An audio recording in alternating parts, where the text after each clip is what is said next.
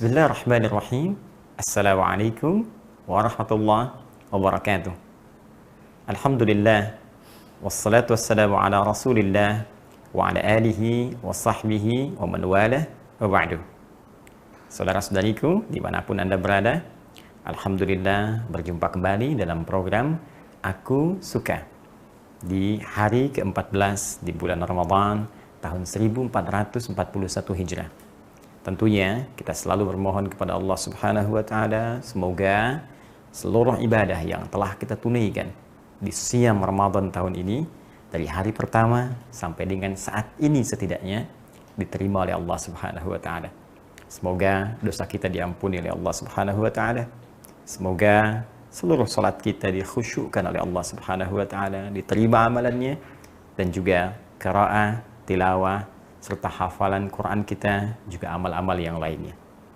Namun demikian, di edisi yang ke-14 ini, ada satu tema spesial yang akan kita kaji terkait dengan isu yang luas berkembang sampai juga kepada kami dan menghadirkan banyak pertanyaan, diskusi, serta mencoba untuk menghadirkan solusi dalam turunan penjelasan Al-Quran dan Sunnah Rasulullah SAW, khususnya terkait dengan penanggalan 15 Ramadan esok hari yang jatuh pada hari Jumat.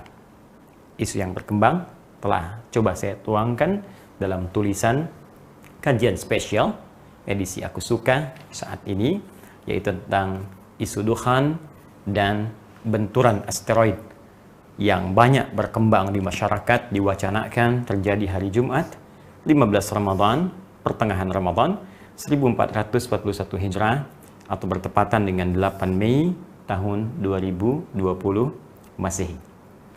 Seperti apa sesungguhnya paparan dalam Al-Quran dan Sunnah Nabi SAW menjawab terkait isu dimaksud? Ini yang coba kita akan jelaskan dalam kajian kita spesial di hari ini. Sebelum kita masuk pada kajian dan isu dimaksud tentang benturan asteroid dan juga dukhan, kita ingin turunkan dulu satu kaidah dasar terkait dengan landasan pengetahuan dalam Al-Quran dan hadis-hadis Nabi SAW. Patut dicatat dan tolong garis bawahi, sumber pedoman kita, baik dalam beragama, dalam turunan semua konteksnya, apakah ibadah atau muamalahkah, atau semua disiplin kehidupan bahkan yang kita lalui di muka bumi ini, itu selalu didasarkan dalam nilai-nilai pengetahuan yang sangat ketat. Bahkan dalam konteks ini, Al-Quran memberikan satu uraian yang sangat terperinci dan tegas sifatnya. Ya, kita beri contoh misalnya, dan saya tegaskan sebelum masuk ke sini bahwa Anda hanya akan temukan aturan ini dalam Al-Quran. Anda hanya akan temukan detil ini dalam hadis. Dan saya bisa katakan, Islam agama yang ketat dalam menilai sesuatu berbasis pengetahuan. Karena itu, orang Islam, jika kita mengaku Muslim, kita harus mengikuti tuntunan Islam. Sumber keislaman kita dalam Al-Quran dan hadis. Sekarang bagaimana Al-Quran memberikan paparan dasar ilmiah, yang memberikan kaidah pengetahuan yang sangat selektif. Kita lihat pertama Quran surah ke-17 Al-Isra ayat 36. Allah menyampaikan, "Wala taqfu ma laysa laka bihi ilm.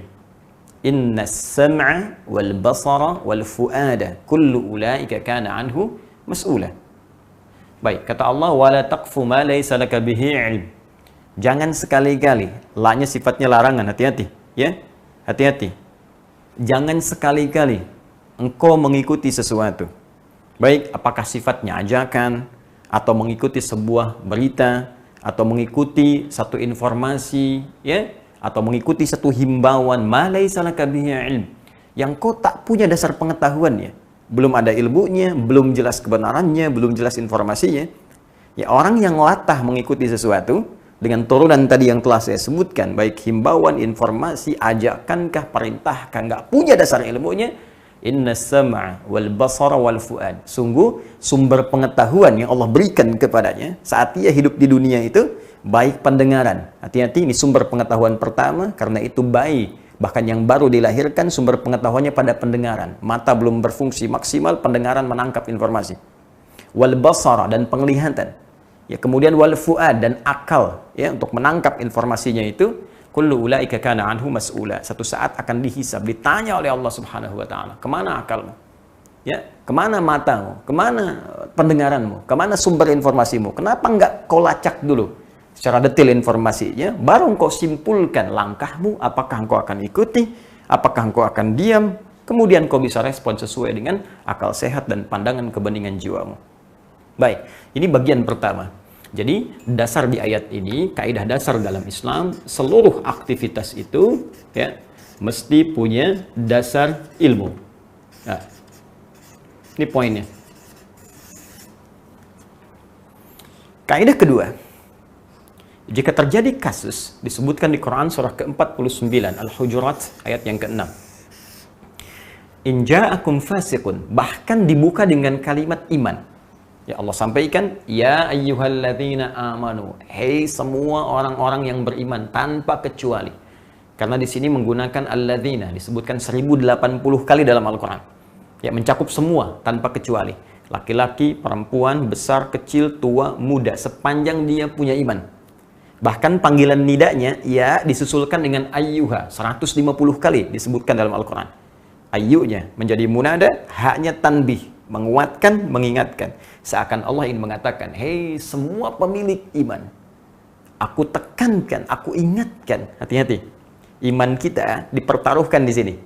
Ya, saya ingin berikan dasar kaidah dulu dalam Al-Quran. Jika ada informasi dibuka dengan kalimat panggilan iman, maka informasi yang disebutkan, baik berupa perintah, larangan, atau sekedar informasi yang sifatnya normatif, pemberitahuan berita, maaf sekali lagi, iman kita dipertaruhkan di sini. Ya, contoh, kalimat iman pertama dalam Al-Quran Al-Baqarah ayat 3. Alladzina yu'minuna bil ghaib, iman, wa yuqimunas shalah, beritanya tentang salat. Artinya apa? Ketika Allah menyampaikan perintah menunaikan salat, diawali dengan kalimat iman, maka penunaian salat ini menjadi indikator tingkat keimanan kita. Ukuran keimanan kita, dipertaruhkan imannya. Orang yang semangat sholatnya, jangankan fardu, sunnah dikejar, maka ini menunjukkan kuat imannya.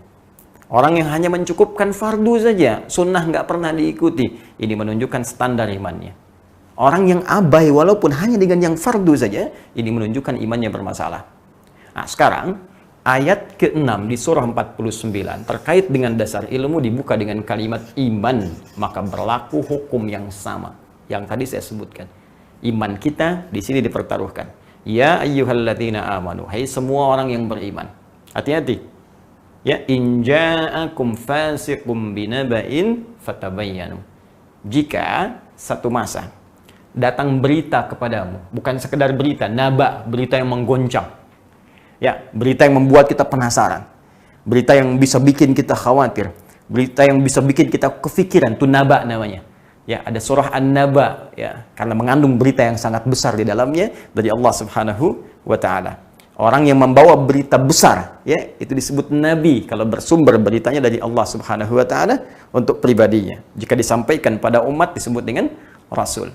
Kata Allah, jika ada orang bawa berita membuat kita kefikiran, ya, bahkan membuat kita khawatir, membuat sebagian orang heboh, tapi berita itu nggak jelas, ya. In ja'akum fasiqun binaba'in fatabayyanu. Kamu jangan langsung respon dulu, jangan simpulkan dulu, cek dulu kebenarannya. Maka di sini Islam mengenal tradisi validitas. Tradisi check and recheck, ya, dicek. Divalidasi dulu. Ya, dan ini yang diturunkan oleh para ulama kita. Ya, bahkan dari situ nanti muncul turunan ilmu hadis. Itu yang paling ketat. Allahu Akbar. Kalau Anda perhatikan, dari semua disiplin ilmu, turunan yang paling ketat, maka sumber keislaman sangat luar biasa. Silahkan cek. Keterangan Nabi saja dilacak tuh. Ya, mungkin kata-katanya terlihat indah, benar. Belum tentu hadisnya benar. Lihat orang-orangnya, tersambung nggak ke Nabi. Maka muncul ilmu sanad di sini. Ya, setelah sanadnya diketahui, coba lihat orang-orangnya. Apakah orangnya orang benar, orang bermasalah, orang suka bikin cerita. Maka hadis pun bisa punya kualifikasi. Ada hadis sahih. Ya, kemudian ada hadis dhaif, dhaifnya dibagi lagi, naik lagi ke atas, nanti pertengahannya ada hasan, ada sahih li ghairihi kalau menyatu sesama hasan. Tingkatannya muncul. Untuk apa? untuk mengimplementasikan turunan dari perintah Al-Quran. Cek, sehingga semua informasi yang sampai dari sudut pandang agama itu validitasnya bisa dipertanggungjawabkan. Ya, Al-Quran jelas sumbernya, hadis jelas sumbernya. Untuk menerjemahkan itu semua dalam kehidupan, dalam konteks aktivitas kita, maka terjemahkan dan praktekkan apa yang Al-Quran perintahkan. Cek. Kemudian bagaimana cara mengeceknya? Ya, diturunkan kemudian oleh Allah firman-Nya surah ke-16. Ya, surah An-Nahl. Ya. An-Nahl ayat yang ke-43. Ya, paling kiri sebelah atas di mushaf, halaman 272. Ya. Baris 1 sampai dengan baris ke-2.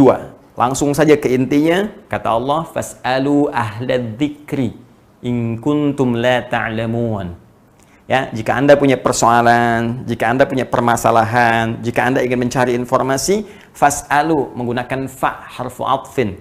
Ya, rabitin baina syai'aini bila hudud. Huruf penyambung di antara dua peristiwa, cepat tanpa jeda. Cepat, kata Allah. Kalau bisa jangan ada jeda, cepat, jangan respon dulu. Ya, cepat, jangan ambil tindakan dulu. Cepat apa? Cepat tanyakan ahla zikri pada orang yang ingat. Zikrun itu, ya, nanti maknanya luas. Bisa berarti semua aktivitas yang mengingatkan kita kepada Allah. Turunannya banyak. Ya, ada zikir dalam bentuk lafzi, subhanallah, alhamdulillah, Allahu akbar yang kita bacakan ba'da salat. Itu dalilnya Quran surah ke-4 An-Nisa ayat 103. Ada doa disebut zikir, Quran surah ke-7 ayat 205. Ya, salat disebut zikir, Quran surah ke-20 ayat ke-14. Ya, ada lagi teman-teman sekalian, Quran, baca Quran disebut zikir, Quran surah ke-15 ayat 9. Menghafal Al-Quran disebut zikir, Quran surah ke-54 ayat 17, 22, 32, 40. Tapi jangan lupa, pengetahuan pun disebut dengan zikir. Bukankah di Quran surah ketiga Ali Imran ayat 190 sampai 191, orang yang mengamati bintang ke bintang, astronom, orang yang mengamati segala yang ada di bumi, geolog dan turunannya. Ya, inna fi khalqis samawati wal ardi wa ikhtilafil laili wan nahari la ayatin li ulil albab. Ulul albab itu ahli ilmu yang mengamati segala kejadian di langit, yang mengamati kejadian di bumi, pertukaran siang dan malam, pengetahuan. Ya, siapa mereka? Alladzina yadhkurunallaha qiyaman wa qu'udan wa 'ala junubihim. Orang-orang yang zikir. Jadi zikir pun diartikan dengan ilmu. Ya. Jadi kalau kita kemudian, kata Al-Qur'an, mendapat sebuah informasi yang meragukan, ada sebuah isu, ada keterangan apapun yang mengkhawatirkan atau ingin kita respon dan belum tahu informasinya, maka cari orang yang tahu ilmunya. Secara ringkas, pakarnya. Nih, kembalikan ke pakarnya, tanyakan. Ini dia. Makanya digunakan kalimat ahlun. Ahlun itu menunjuk pakar. Ya. Misal saya katakan misalnya ahlul hadis, pakar di bidang hadis. Ya. Ahlul fiqih, pakar di bidang fiqih. Orangnya disebut dengan faqih. Ahlul tafsir, pakar di bidang tafsir. Orangnya disebut dengan mufassir. Itu ahlun namanya. Kata Allah dalam Al-Quran, in kuntum la ta'lamun. Jika engkau memang belum tahu, nggak ngerti, jangan simpulkan sendiri, jangan ambil respon. Ya, kembalikan kepada pakarnya. Sekarang persoalan kita di sini ada dua persoalan. Ya, satu, nah, kita ingin terapkan ini. Ya. Persoalan pertama terkait dengan benturan asteroid. Apakah benar hari Jumat tanggal 15 Ramadan, esok hari, pas pertengahan Ramadan tahun 1441 Hijrah, akan ada asteroid yang menabrak bumi sehingga menghasilkan satu benturan yang dahsyat, yang dari situ persoalan kedua muncul, menyebabkan duhan, ya, yang menghadirkan rentetan peristiwa-peristiwa dan nestapa-nestapa yang mendalam. Dari dua unsur ini kita akan cek terkait dengan apakah benar informasi asteroid akan datang dan menabrak bumi esok hari. Maka untuk mengecek ini, kita kembalikan kepada kaidah Al-Quran, tanyakan kepada pakar di bidangnya, ilmu yang terkait dengan asteroid, ilmu yang terkait dengan benda-benda langit. Maka ini, mohon maaf sekali lagi, bukan objek kajian dari para ustadz, yang apalagi spesifik membahas hanya hukum-hukum turunan fikih ibadah saja. atau fikih muamalah saja, tapi kita mesti cross check ini informasinya dengan menurunkan pada golongan orang-orang yang memang spesifik mempelajari bidang astronomi. Baik, kita harus lihat di bidang kajian nanti astronomi, cabangnya nanti ada planetologi atau ilmu yang terkait dengan planet atau ilmu keplanetan. Ya, objek bahasan dari sini diantaranya asteroid, ya, atau disebut dengan planetoid atau planet minor, ya istilahnya. Lembaganya kita cek, karena bukan Ustadz Adi Hidayat, bukan UAH yang berwenang di sini. Ya, kita harus cek memang yang pakar, astronom-astronom yang mengkaji persoalan ini. Maka kita punya lembaga otoritatif, LAPAN misalnya, ya, Lembaga Penerbangan dan Antariksa Nasional. Ya, ada Observatorium Bosca di Bandung, ya. Ada NASA di Amerika dengan bidang khususnya misalnya Xenios, ya. Nah, ini kita coba gali karena saya bukan bidangnya di sini dan ini lembaga otoritatifnya. Sekarang coba kita biasakan buka informasi yang disampaikan oleh LAPAN seperti apa. Demikian Bosca, demikian juga dengan NASA dengan bidang spesifiknya yang membahas tentang persoalan-persoalan antariksa, khususnya benda-benda langit yang terkait erat dengan pendekatannya ke bumi. Yuk, pelan-pelan kita simak informasi dari lembaga-lembaga ini, karena saya khawatir begini, jangan-jangan mereka aja tenang-tenang saja gitu.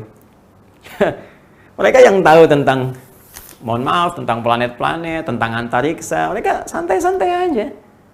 Jadi sebagai bahan pengetahuan diinfokan, kok kita yang kurang pengetahuan di bidang, yang bukan pakar jadi heboh gitu. Ya, mari kita lihat dulu ya, bismillah, pelan-pelan. Ya, mohon izin supaya kita belajar bersama. Ini saya telah turunkan keterangannya berdasarkan sumber baik dari LAPAN ataupun juga dari NASA. Saya telah turunkan ini data-datanya dan nanti kita coba turunkan bersama. Ya. Asteroid yang diduga besok itu akan mengarah mendekat ke bumi. Ya, ini bahasa yang mungkin paling enak untuk bisa didengar. Mengarah mendekat ke bumi. Ya, jadi bukan konteksnya membentur gitu ya. Membentur apalagi menabrak ya. Nah, ini disebutkan oleh para ahli di LAPAN, Bosca juga NASA. Ini asteroid 2016 HP6 ya. Ya, 2016 HP6 HP6. Ini namanya. Jadi nanti ada banyak asteroid yang diidentifikasi yang bahkan dari sejarah ke belakang pernah juga diurutkan dan untuk memudahkan diberi nama ya. Misal nanti di tanggal 9 September, 14 September tahun lalu, ya ada juga kan yang mendekat ke arah bumi. Kemudian nanti di bulan Mei yang 2018, ingat saya juga ada juga. Ini jenisnya sama, yang 2018 dengan ini. Nah, ini yang hari Jumat, ya teman-teman, esok hari, yang diidentifikasi mendekat ke bumi. Nah, ini jenisnya. Lalu bagaimana datanya? Ya. Pertama, kecepatan ia itu 5,72 km per detik per second. Ya, per second. Jadi 5,72 km per second. Ya. Baik, pelan-pelan. Yang kedua, waktu yang mendekati bumi, waktu universalnya, ya, universal time-nya, UT, itu ada pada hari Kamis, hari ini. Pukul 21.48, tapi universal time, ya. Karena sifatnya universal time, maka kemudian ini kalau kita arahkan ke waktu Indonesia bagian barat, maka setidaknya jamnya akan serupa dengan jam 4.48 pada hari Jumat. Jumat subuh. Ya, tanggal berapa? 8 Mei 2020, bertepatan dengan 15 Ramadan. Baik. Jadi kalau kita katakan ada asteroid diidentifikasi asteroid 2016 HP6 dan kemudian punya kecepatan 5,72 km per second, ya, dia mendekati bumi pada hari Kamis pukul 21.48 universal time, waktu universal, atau hari Jumat, ya, subuh jam 4.48 waktu Indonesia bagian barat, bersamaan dengan 15 Ramadan. Wah, ini bagaimana nih? Nabrak nggak kira-kira? Ya. Nah, belum selesai informasinya. Kita turunkan dulu informasi dimaksud supaya lebih bisa sempurna dan kita bisa pahami dengan jelas. Bismillahirrahmanirrahim. Yuk kita lihat. Nah, ini baru 2. 3. Jaraknya, walau kecepatannya 5,72 km per second, tapi jaraknya dari bumi 1,66 juta kilometer. Bayang nggak? Silakan ukur. Paling gampang gini, ngukurnya 4,3 kali jarak bumi ke bulan.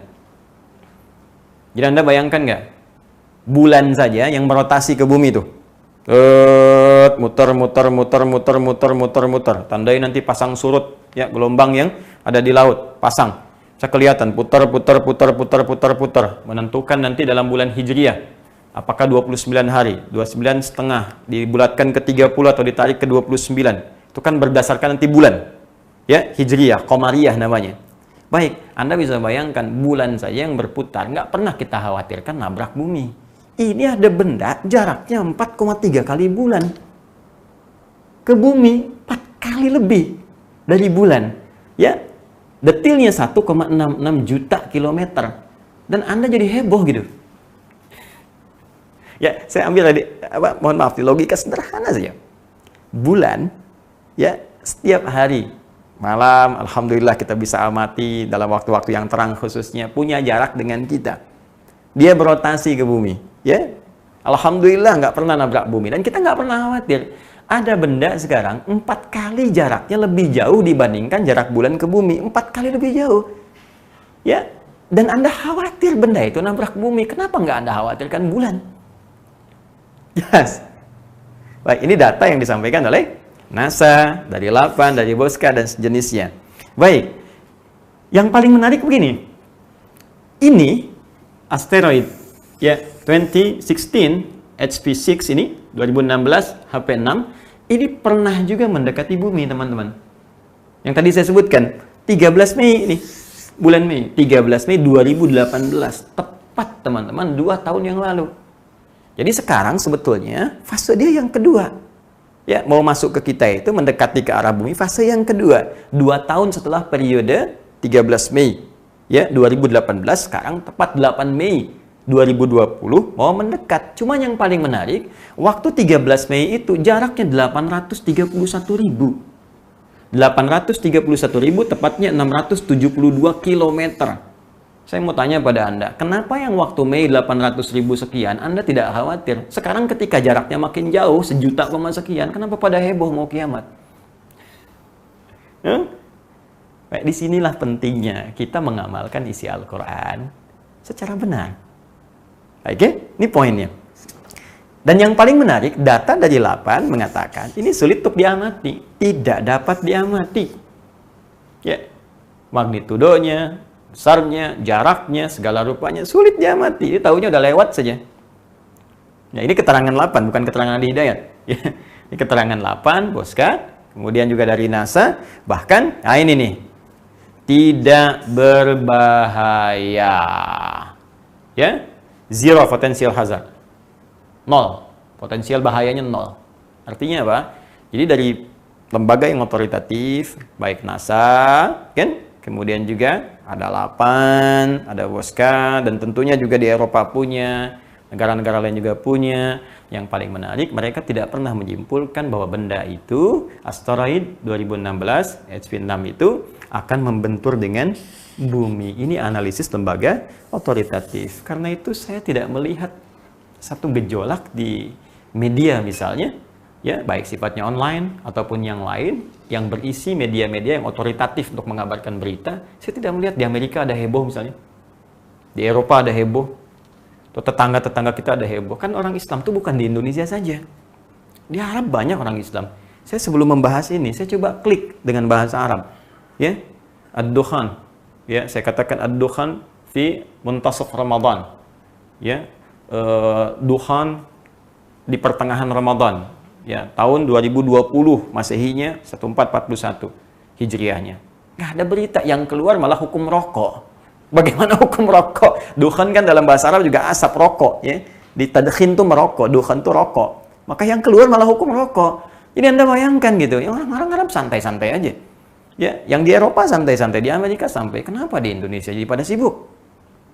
Nah, ini saya ingin kembalikan kepada aspek ilmiahnya dulu. Jadi kalau ada kekhawatiran bahwa rangkaian akan ada tabrakan, akan ada ini, akan ada itu, saya kira itu satu reaksi yang berlebihan, ya, dan menurut saya hal demikian ada baiknya untuk kita koreksi kembali, sehingga dengan itu lebih menjadikan kita umat yang berilmiah, umat yang berilmu, dan ilmunya disandarkan pada keterangan Al-Quran dan Sunnah Rasulullah SAW. Ini bagian yang pertama. Jadi kita mendudukan sesuatu sesuai dengan akurasi informasinya. Di sini pun saya mengatakan saya bukan pakar di bidang astronomi, karena itu saya merujuk keterangan para astronom dari lembaga-lembaga yang terpercaya atau otoritatif. Nah, tinggal persoalan yang kedua. Kita lihat, kembalikan ke awal, mohon maaf, bismillah. Ini saya pakai flip chart ya untuk hari ini supaya memudahkan dibolak-baliknya. Dukhan. Ya. Allahu Akbar. Teman-teman, apa itu dukhan? Apa kaitannya dengan 15 Ramadan? Ya kan? Kemudian, apa dampak-dampaknya? Dan lebih penting, dari mana sumbernya? Itu yang paling utama. Nah, maka dalam konteks ini, saya ingin coba batasi dulu. Dukhan memang benar dimasukkan pada satu di antara 10 tanda-tanda yang sangat spesifik tentang akan mendekatnya atau terjadinya kiamat. Bahkan jelas turun surahnya langsung, Allah berikan keterangan surah Ad-Dukhan. Ya, fartaqib yawma ta'tis sama'u bidukhanim mubin. Ya, berhati-hati, semakin mendekat nih.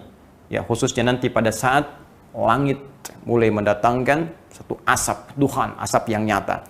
Ya, dan banyak tafsiran di situ. Ya, bahkan Imam Al-Qurtubi memberikan 3 tafsiran utama. Ya, beliau mengutip keterangan para sahabat, ada yang mengatakan ini dukhan pertanda kiamat akan tiba. Ada tafsiran-tafsiran lain, ada tafsiran-tafsiran berbeda, tapi umumnya kebanyakan sepakat itu adalah asap tanda kiamat, yang asap ini bukan asap yang dihasilkan dari satu fenomena-fenomena di bumi. Ya, tapi memang spesifik turun dari langit. Makanya kalimat Qur'annya, ya, yauma ta'tis sama'u bidukhanim mubin. Pada hari saat langit mendatangkan asap yang menutupi wilayah-wilayah bumi sehingga gelap, padat, sesak, dan seterusnya, dan berlangsung dalam periode yang cukup lama. Tapi saya tidak akan masuk ke situ dulu. Apakah benar ada keterangan yang menyebutkan dukhan ini akan muncul di 15 Ramadan? Ini poinnya. Nah, sejauh ini informasi-informasi yang menyampaikan tentang kejadian 15 Ramadan itu bisa dilacak di satu kitab. Saya sudah cari kitabnya, saya sudah keluarkan langsung kepada intinya supaya mudah untuk bisa kita pahami. Kitabnya namanya Kitabul Fitan. Ini langsung saya print outkan dan langsung keisinya ke dalam supaya saya bisa perkenalkan dengan lebih baik. Ini ya, Kitabul Fitan. Karya Syekh Al-Hafidh Abu Abdullah Nu'aim bin Hammad Al-Marwazi.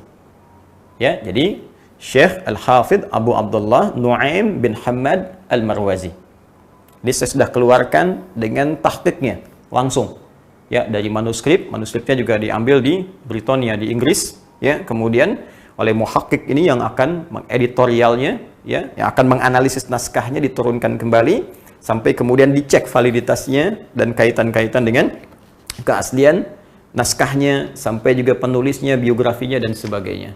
Secara singkat, pembahasan tentang tadi itu ada di halaman 228. Ini. Di nomor pembahasan 638, halaman 228. Ya. Di sini beliau menyampaikan informasi, kalau saya bacakan misalnya, baik. Haddatsana Abu Umar an Abil Hayy qala haddatsani Abdul Wahhab ibn Husain an Muhammad bin Thabit al-Bunani an abihi an al-Harith al-Hamdani an Ibnu Mas'ud radhiyallahu ta'ala anhu an an-nabi sallallahu alaihi wasallam qala idza kanat sayhatun fi Ramadan fa innahu yakunu ma'mah fi Syawal, ya, kemudian wa tamayyaza al-qaba'il fi Dzulqa'dah wa tusfiku ad-dima' fi Dzulhijjah wal Muharram. yaquluha thalathan hayhata hayhata yuqtalun nasu fiha harjan harjan. Qala qulna wa ma sayhatu ya Rasulullah. Baik, secara singkat Nabi mengatakan jika nanti terjadi pekik suara yang kencang ya di bulan Ramadan yang menyebabkan banyak turunan-turunan peristiwa, ya akan terjadi kerusuhan, akan terjadi banyak perpecahan ya di suku-suku, akan terjadi pembunuhan, akan terjadi macam-macam, kan? Maka bertanya para sahabat, pekik suara apa itu ya Rasulullah? Ya, apa yang terjadi? Qala hadhihi fin nisfi min Ramadan lailata jumu'atin. Ini terjadinya suara ini di bulan Ramadan, di malam Jumat, pertengahan Ramadan. Fin nisfi Ramadan, pertengahan Ramadan, di malam Jumat. Baik, fatakunu huddatan, ya tuqidun naim, ya wa tuqidul qa'im. Maka ini akan menyebabkan orang tidur bisa bangun. Orang berdiri bisa duduk, saking kagetnya. Ya, secara singkat saya ambil keterangan, secara singkat ini panjang sekali sampai ujungnya, sampai solusinya kalau itu tiba bagaimana? Ya, secara singkat disampaikan tanggal 15 Ramadan atau pertengahan Ramadan, kemudian waktunya malam Jumat, akan terjadi pekik suara yang sangat kencang menyebabkan orang semua histeris, kaget, yang berdiri duduk, yang tidur bangun dan seterusnya, sampai dimintakan kalau fajarnya kemudian tiba langsung kunci pintunya, tutup celak-celaknya, berlindung di balik selimut, kemudian tutup telinga dan baca sebuah kalimat yang diajarkan Nabi sallallahu alaihi wasallam. Apa kalimatnya? Di sini subhanal quddus rabbunal quddus, ya. Jadi dua kali disebutkan subhanal quddus rabbunal quddus. Ini referensi yang digunakan, yang kemudian dikait-kaitkan dengan persoalan dukhan. Jadi ada yang membawa konteks dukhan ini ke dalam pekik suara, disambungkan dengan asteroid tadi. Jadi kalau kita ingin lihat runtutannya, jadi skemanya, ya skema racikan pemikirannya, formulasinya begini. Diprediksi ada asteroid. Asteroid ini akan membentur bumi sehingga menimbulkan pekik suara yang sangat kencang. Dari sini muncul asap disebut dengan dukhan. Ya kan? Itu terjadi untuk bisa melegitimasi ini, dicarilah dalil. Mana dalilnya? Pertengahan Ramadan, pas bersamaan harinya Jumat lagi. Disebutkannya pertengahan Ramadan. Referensi dari mana? Dari sini. Di formulasi pemikiran inilah yang menjadikan isu berkembang. Orang tidak melacak lagi apa kualitas informasi yang disampaikan ini. Validasinya apa? Karena ini disebutkan riwayat, apalagi hadis, maka kepakarannya pun bukan astronom. Ya, jadi jangan kebalik. Jangan astronom bicara hadis, jangan orang-orang hadis yang nggak tahu astronomi bicara astronomi. Mesti ada sinergi di sini. Nah, ini penting saya sampaikan kalimat saya ini secara umum, secara global. Karena kita ini kadang-kadang gini, kalau bicara kesehatan, kita semua ikut ke dokter. Dengar nasihat dokter. Ya, tentang ekonomi kita ikut masalah ekonom. Ya, apa pandangan ekonom begini, kita ikuti. Tapi kalau sudah bincang agama, kayaknya semua jadi pakar gitu. Ini ngasih fatwa. Ini yang paling bahaya. Padahal urusan agama itu yang paling kompleks. Lebih daripada eksak itu. Ya, ini kompleks sifatnya dan bukan hanya membahas persoalan fisik, tapi metafisik. Bahkan dimensinya bisa lepas daripada dimensi dunia. Lebih jauh lagi. Karena itu kita kembalikan analisis ini kepada pakarnya di bidang hadis, yaitu ahli hadis yang bisa menilai riwayat ini. Yuk kita lihat komentar para ahli hadis. Sebetulnya kalau teman-teman punya kitab ini, itu sebelum masuk ke mukaddimah, begitu dibuka ini yang tampil pertama di depan, ya makanya saya coba printkan supaya bisa ketahuan, ya ini kopinya. Kemudian setelah itu nanti ada tampilan jilid yang pertama, Al-Mujallad Al-Awwal. Ini saya buka. Ini Kitabul Fitan Al-Mujallad Al-Awwal. Ya. Setelah itu, sebelum masuk ke mukaddimah, muncul komentar dulu para ahli hadis, dimunculkan di sini oleh pentahqiqnya mengenai kualitas hadis-hadis yang ditampilkan di buku ini keseluruhan. Bagaimana kualitasnya? Sehingga ini menjadi pesan yang kuat untuk kita. Bagaimana menilai ya keterangan informasi yang sampai di buku ini supaya kita tahu, jangan salah baca nantinya. Anda baca hadis-hadis palsu, al-mudhu'at misalnya kan, lalu disimpulkan hadis Nabi ini, padahal buku itu dituliskan untuk memberi info kepada kita. Ini hati-hati, ini ada hadis palsu. Ya, jelas sampai di sini. Jadi bukan berarti hadis palsunya harus dimunculkan, tapi untuk diketahui ini hadis palsu. Karena itu, dalam konteks kitab ini pun qalu fil mu'allif wal mu'allaf. Komentar ya tentang para pakar khususnya ahli hadis fil muallif mengenai pengarang buku ini. Ya, tadi Syekh Abu Abdullah Nuaim bin Muhammad Al-Marwazi. Kemudian wal muallaf dan kitab ininya apa komentar mereka? Saya bacakan. 1. Al-Imam An-Nasa'i. Jelas beliau ahli hadis. Apa komentar beliau? Ya, beliau penulis Sunan An-Nasa'i, ya. Qad kathura tafarruduhu 'anil a'immah al-ma'rufin bi ahaditsa katsiratin fasara fi haddi man la yuhtajju bihi.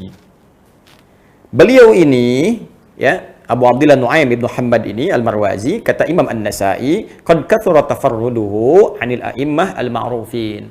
Ini sering banyak beda dengan para imam-imam ahli hadis yang populer, yang otoritatif. Ini saling menyelisihi, ya, saling menyelisih riwayat. Dan kaidah dalam ilmu hadis jelas mengatakan kalau ada satu riwayat menyelisihi yang lain yang lebih thiqah, lebih populer, lebih kredibel, lebih diketahui, apalagi tidak jelas misalnya, maka yang ini yang menyelisihi ditinggalkan. Ya, karena itu bi ahaditsa katsiratin, banyak riwayat-riwayat hadis-hadis yang diriwayatkan oleh beliau ini menyelisihi imam-imam yang lain yang lebih otoritatif, fasara fi haddi man la yuhtajju bihi, maka jadilah beliau ini, ya, dalam konteks hadis-hadisnya tidak bisa dijadikan hujjah. Nah, Imam An-Nasai imam, dia cuma ustad. Wah, Ustad Adi Hidayat ini imam, jelas, ya, ikut ustad, ikut imam, ya jelas saya pun ikut ini, apalagi anda yang bukan ustad, imam juga bukan, gitu ya. Baik, kata beliau, hadis-hadis yang masuk di sini itu tidak bisa dijadikan dalil. Secara gampangnya ditolak. Secara gampangnya abaikan aja.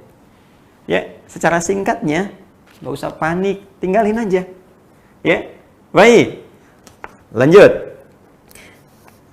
Imam Maslamah Ibnu Qasim, ya, masya Allah beliau juga pakar di bidang hadis. Walahu ahaditsu munkarah. Ya, walahu ahaditsu munkaratun fil malahim infarada biha. Disampaikan lagi, ini menguatkan pendapat Al-Imam An-Nasa'i. Ya, kata beliau siapa? Abu Nuaim ini, ya, Abu Nuaim ini, ya, Allah yahfadz, Allah yarhamhu, ya, memiliki banyak hadis-hadis munkarah yang ditolak. Fil malahim, dalam bab malahim, ya, wa tafarrada biha, dan cuman beliau yang nulis sendiri, yang lain enggak. Ini menarik, ya. Jadi kadang-kadang sering nulis-nulis riwayat-riwayat yang lain tuh nggak dapetnya hadisnya dari mana gitu. Cuma ini yang menyendiri. Oke, teruskan lagi. Imam Az-Zahabi, ya, ini sangat lebih otoritatif lagi, ya, dalam konteks jarah wa ta'dil, dalam menilai apakah orang ini termasuk orang-orang otoritatif, kredibel atau bukan. Baik. Bagaimana keterangan beliau? Yuk kita lihat. Nuaim, Allahu Akbar, bin kibari awiyatil ilmi.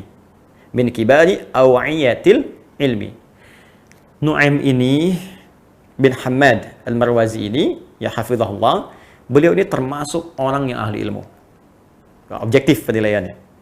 Lakinnahu, tapi la tarkanun nafsu ila riwayatihi. Kemudian yang paling menarik, wala yajuzu li ahadin an yuhtajja bihi. Ya. Allahu Akbar. Wala yajuzu li ahadin an yahtajja bihi. Cuman sayang, saya nih nggak bisa condong untuk ngambil riwayatnya. Tuh, bahasanya halus ya. Jadi nggak langsung mencela, nggak, oh ini bid'ah nih, ini pelaku gini. Tuh, coba lihat adabnya para imam. Ya, adabnya imam. Bid'ah nih, ini, wah ini ahli ngarang-ngarang. Tidak. Lembut kalimatnya.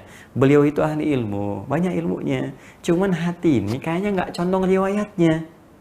Dan bagi teman-teman yang akan mengambil hadisnya, ya, saya nggak merekomendasikan, kata beliau. Tuh bahasanya.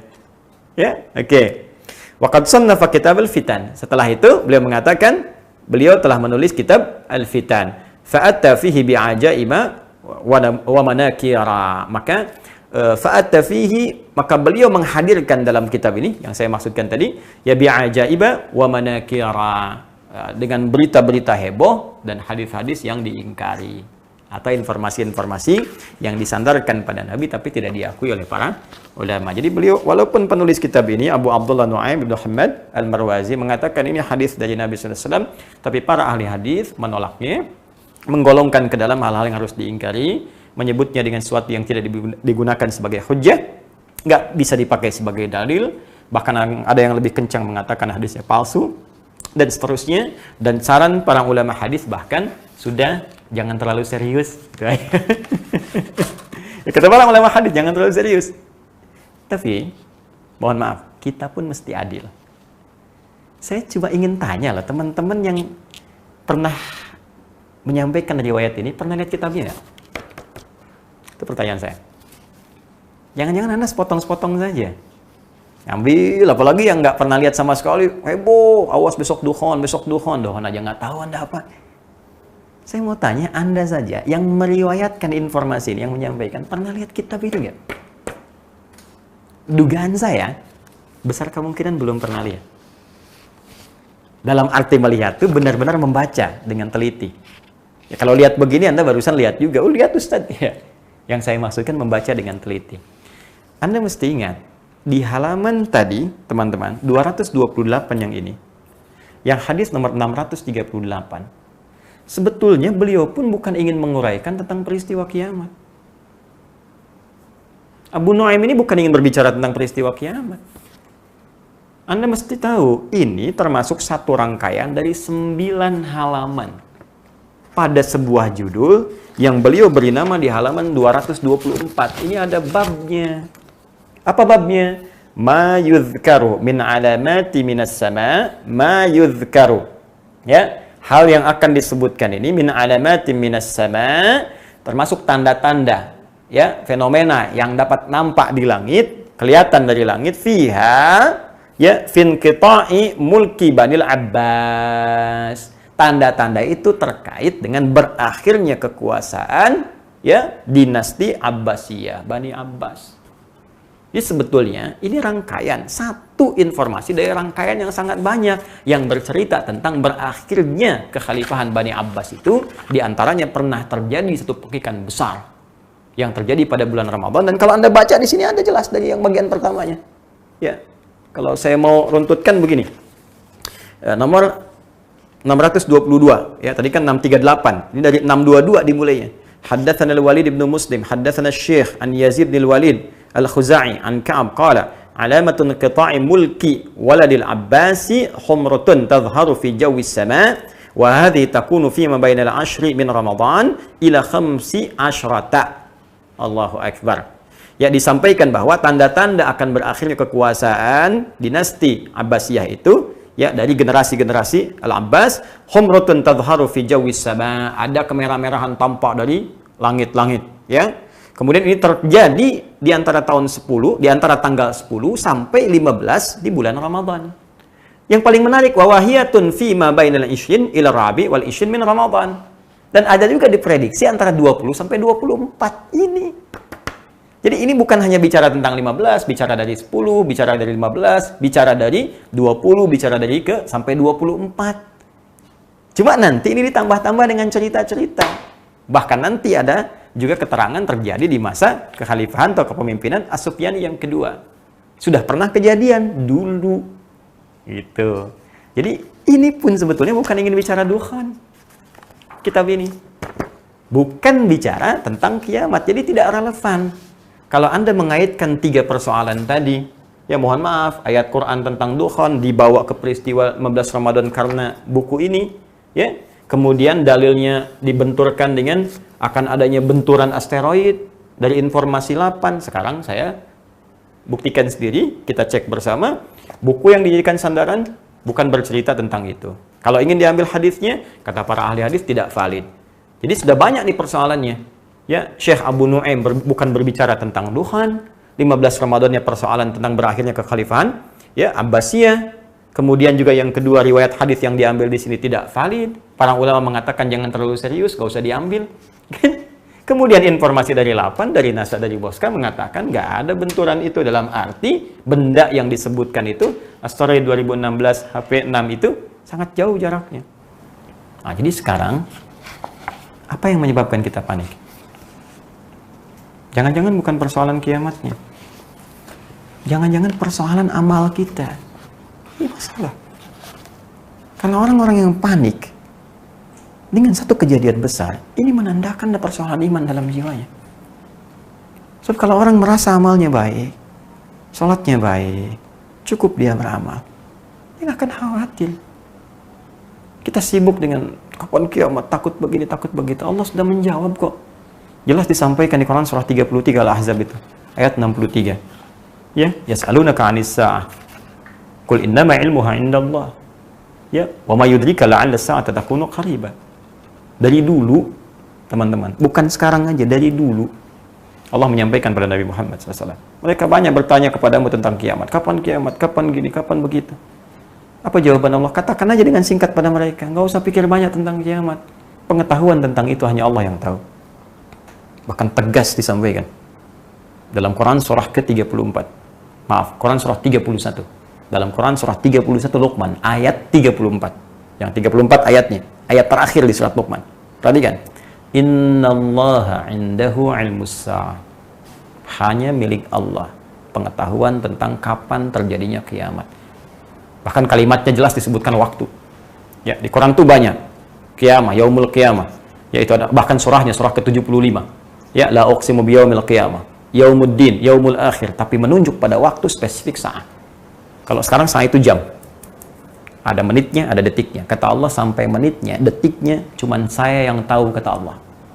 Ya, kita hanya diberikan berupa tanda-tanda dari yang kecil sampai dengan yang besar supaya waspada. Dan kiamat yang paling kecil itu adalah kematian kita. Wafat kita itu kiamat sughra. Sekarang kita sibuk bicara tentang yang besar-besar. Apa kita nggak sadar kita akan wafat? Apa belum cukup setiap Allah menandakan tanda-tanda di bulan baik? Demi Allah saya katakan. Demi Allah sekali lagi saya katakan. Setiap tiba bulan baik, entah dari Rajab kah, Sya'ban kah, terutama Ramadan, selalu ada saja orang baik yang wafat. Sesuai dengan ajalnya. Kalau wafat itu sudah ajal.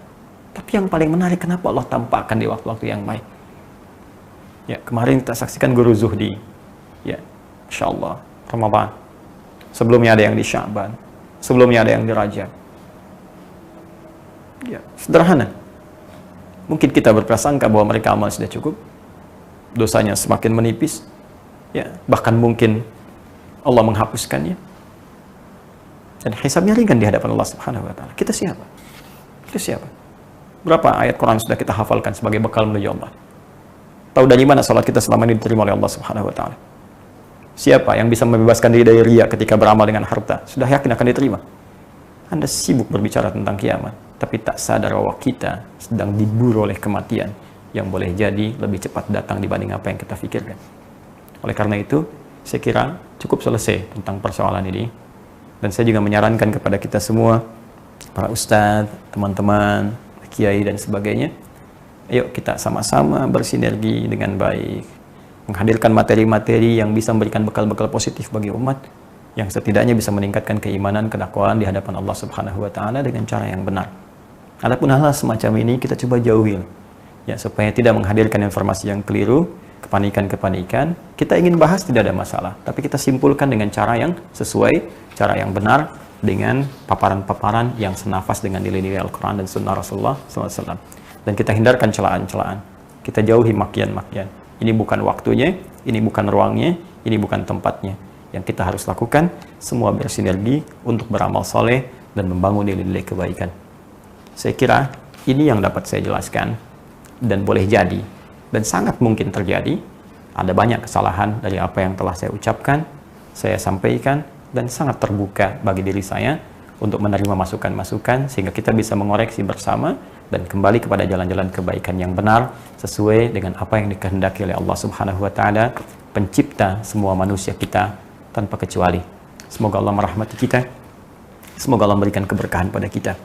Semoga Allah memberikan ridha kepada kita, dan semoga Allah memakmurkan negeri kita tercinta Indonesia dan memberikan nilai-nilai kebaikan dan mengangkat wabah COVID-19 atau corona yang sekarang tengah kita hadapi. Subhanakallahumma wa bihamdika asyhadu an la ilaha illa anta astaghfiruka wa atubu ilaik. Allahumma ya rabbal alamin wa akhiru da'wana alhamdulillahi rabbil alamin. Assalamualaikum warahmatullahi wabarakatuh.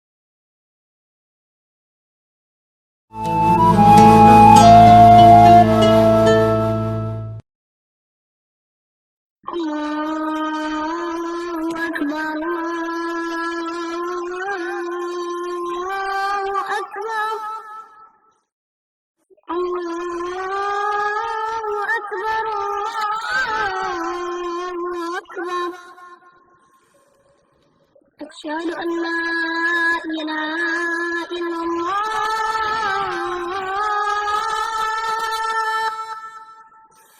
أشهد أن لا إله إلا الله أشهد أن محمدا رسول الله